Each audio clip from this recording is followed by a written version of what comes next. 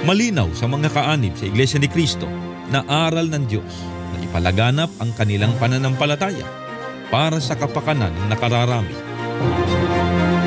Resulta ng pinaigting na gawaing pagpapalaganap ng Iglesia ni Cristo, mabilis na dumarami ang bilang ng mga kaanib sa iba't ibang panig ng daigdig. Dahil dito ay sinisikap ng pamamahala ng Iglesia mapatayuan ng mga gusaling sambahan ang mga kapatid kahit sa mga liblib at malalayong dako.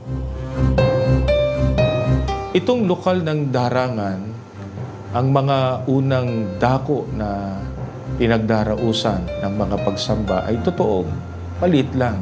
Habang tumatagal ang iglesia dito sa lokal ng darangan ay papadami ang mga kapatid sa iglesia. Kaya ito na yung panahon na matayuan sila ng isang malaki at napakagandang gusaling sambahan na makasasapat sa bilang ng mga kapatid na dadalo lalo na sa panahon ng mga pagsamba.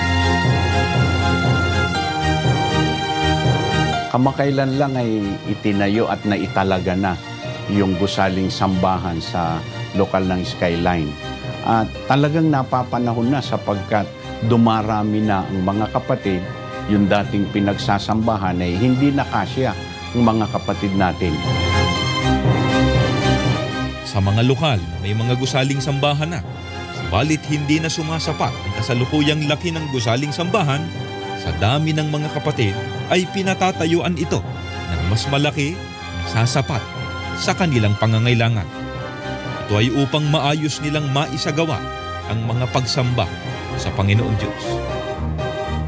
Ang mga gusaling sambahan ay higit pa sa istrukturang gawa ng tao.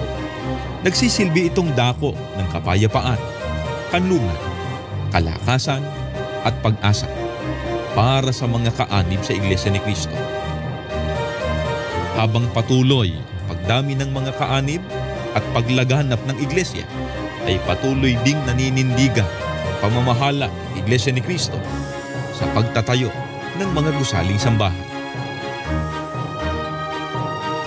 Sa Panginoong Diyos ang lahat ng kapurihan.